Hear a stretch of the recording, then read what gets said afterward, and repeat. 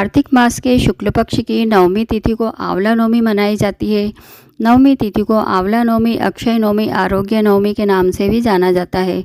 आज के दिन परिवार सहित आंवले के पेड़ की पूजा की जाती है। धार्मिक मान्यताओं के अनुसार कार्तिक शुक्ल नवमी तिथि को जो कोई आंवले के पेड़ का पूजन परिवार सहित करता है, उसे आरोग्य, सुख, सौभाग्य की प्राप्ति होती है। मान्यताओं के अनुसार इस दिन किया गया जप, तप, दान इत्यादि व्यक्ति को सभी प्रकार के कष्टों से मुक्ति दिलाता है। आंवला नवमी की पूजा के समय इस व्रत से जुड़ी कथा को जरूर पढ़ना या सुनना चाहिए, तभी इस पूजा का अक्षय फल मिलता है। कहा जाता है, अगर आज के दिन कोई भी शुभ काम किया जाए तो उसमें उसे अक्षय फल की प्राप्ति होती है। और आज की इस वीडियो में आप सुनेंगे आंवला नवमी के दिन सुनी जाने वाली कुछ पौराणिक कथाएं। सबसे पहले तो आप सभी को आंवला नवमी की बहुत बहुत शुभकामनाएं। आपको ये कथा पसंद आए तो वीडियो को लाइक ज़रूर करें। सबसे पहले आंवला नवमी के महत्व के बारे में जानते हैं। महिलाओं को आज के दिन सुबह जल्दी स्नान करके आंवले के पेड़ के पास साफ सफाई करके पेड़ की जड़ में दूध अर्पित करना चाहिए। पहले जल अर्पित करें, फिर दूध अर्पित करें, फिर पूजन सामग्री चढ़ाएं, कंकु, हल्दी, चावल अर्पित करें, दीपक लगाएं, अगरबत्ती जलाएं, फल फूल चढ़ाएं। पेड़ के तने पर कच्चा सूत 7 बार परिक्रमा करते हुए लपेटते जाएं। इस तरह आंवले के पेड़ की पूजा करें। पूजन के बाद परिवार और संतान की समृद्धि की कामना करके पेड़ के नीचे बैठकर कथा सुनने के बाद परिवार के साथ भोजन ग्रहण करना चाहिए। आज के दिन आंवला दान करना चाहिए और खाना भी चाहिए। किसी न किसी रूप में आंवले का सेवन जरूर करना चाहिए। आज के दिन भगवान श्री विष्णु जी ने हेयग्रीव नामक दैत्य को मारा था। आंवला नवमी पर ही भगवान कृष्ण ने कंस का वध करने से पहले 3 वनों की परिक्रमा की थी। आंवला नवमी पर आंवले के पेड़ के नीचे पूजा और भोजन करने की परंपरा माता लक्ष्मी जी ने आरंभ की थी। कथा के अनुसार एक बार माता लक्ष्मी जी धरती पर घूमने के लिए आई। धरती पर आकर माता लक्ष्मी जी सोचने लगी कि भगवान विष्णु और शिव जी की पूजा एक साथ कैसे की जा सकती है। तभी उन्हें याद आया कि तुलसी और बेलपत्र के गुण आंवले में भी पाए जाते हैं। तुलसी भगवान विष्णु जी को, बेल भगवान शिव जी को अत्यंत प्रिय है। इसके बाद माता लक्ष्मी जी ने आंवले के पेड़ का पूजन करने का निश्चय किया। तब भगवान विष्णु जी और शिव जी वहाँ साक्षात प्रकट हुए।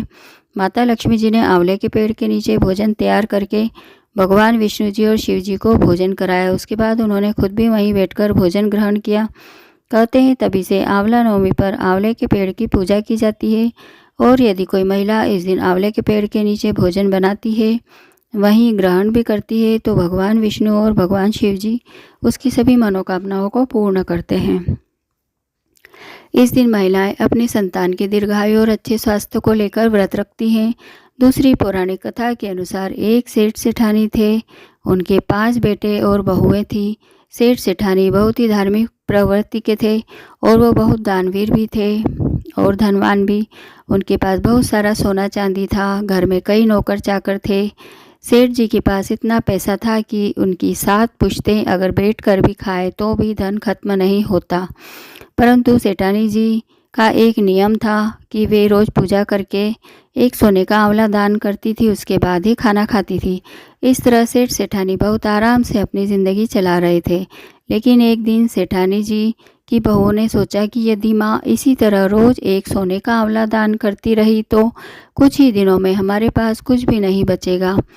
क्यों ना माँ से कहा जाए कि वो रोज़ सोने के आंवले की जगह सादा आंवला दान करें। और फिर सभी बहुएं अपनी सासू माँ के पास गई। उन्हें कहती हैं कि वे सोने के आंवले की जगह एक सादा आंवला दान करके खाना खा लिया करें। सेठानी जी उनकी बातों को मान लेती है। रोज़ सोने के आंवले की जगह एक सादा आंवला दान करने लग जाती है। पर कुछ ही दिनों बाद उनकी बहुओं को सेठानी जी का सादा आंवला दान करना भी अच्छा नहीं लगता है और वे सभी सासू जी को सादा आंवला दान करने का भी मना कर देती हैं। अपनी बहुओं की ये बातें सुनकर सेठ जी सेठानी जी को बहुत बुरा लगता है और वे अपना घर छोड़कर कहीं दूर निकल जाते हैं। किसी से भी बगैर कहे निकल जाते हैं। अब सेठ सेठानी जी चलते चलते जंगल में पहुंचते हैं। उस दिन सेठानी जी ने आंवला भी दान नहीं किया था, इसलिए उन्होंने खाना भी नहीं खाया था। जंगल में पहुंचते पहुंचते रात हो जाती है। सेठ सेठानी जी वहां एक घने पेड़ के नीचे सो जाते हैं। उन्हें देखकर विष्णु भगवान सोचते हैं कि आज मेरे भक्त का मान मुझे ही रखना होगा। जहाँ सेठ सेठानी सो रहे थे वहाँ भगवान की कृपा से एक सोने के आंवले का पेड़ आ जाता है और जब सुबह उनकी आंखें खुलती है तो वे देखते हैं कि कई सोने के आंवले ज़मीन पर पड़े हैं। अब सेठानी जी उन आंवलों में से एक आंवला दान कर देती हैं और फिर सेठ जी और अपने लिए खाना बनाकर खाती हैं और दोनों अपने लिए वहीं घर बनाकर रहने लगते हैं। धीरे धीरे सेठ जी का व्यापार बढ़ने लगता है। वापस उनके पास बहुत सारा धन इकट्ठा हो जाता है और अब फिर से वे पहले की तरह धनवान हो जाते हैं। सेठानी जी भी फिर से रोज़ एक सोने का आंवला दान करने लग जाती हैं। उधर सेठ जी और सेठानी के घर से निकलने के बाद उनकी सभी बहुओं और बेटों में आपस में झगड़ा होने लग जाता है। इस वजह से उनका व्यापार भी घाटे में जाने लग जाता है और सभी जमा पूंजी खत्म हो जाती है। फिर उन बहुओं को भी मजदूरी करने के लिए निकलना पड़ता है। एक दिन सभी बेटे बहुएं काम की तलाश में घूमते घूमते बहुत दूर निकल आए और वे वहां पहुंच जाते हैं जहां सेठ सेठानी रह रहे थे। वहां सेठ जी का भवन निर्माण का काम चल रहा था और उनके बहू बेटे भी मजदूरी करने का पूछते हैं वहाँ। फिर उन सभी को वहाँ पर काम मिल जाता है। तब उन्हें पता चलता है कि यहाँ की सेठानी जी भी सोने का आंवला दान करती है।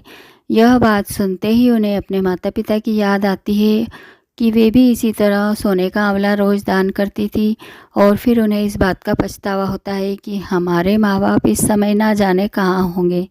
फिर एक दिन उनके बहू बेटे सेठ जी को देख लेते हैं और उनसे माफ़ी मांगते हैं। कहते हैं कि हम पैसों के लालच में अंधे हो गए थे।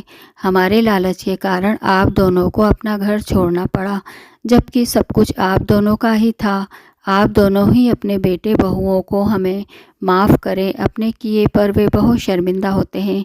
सेठ जी के बहू बेटे कहते हैं और माफ़ी मांगते हैं। तब सेठ सेठानी अपने बेटे बहुओं को माफ़ कर देते हैं और एक बार फिर से सभी साथ साथ रहने लगते हैं। तो ये थी आंवला नवमी की कथा। आपको ये कथा कैसी लगी हमें कमेंट करके ज़रूर बताएं। चैनल को लाइक और सब्सक्राइब करें। धन्यवाद।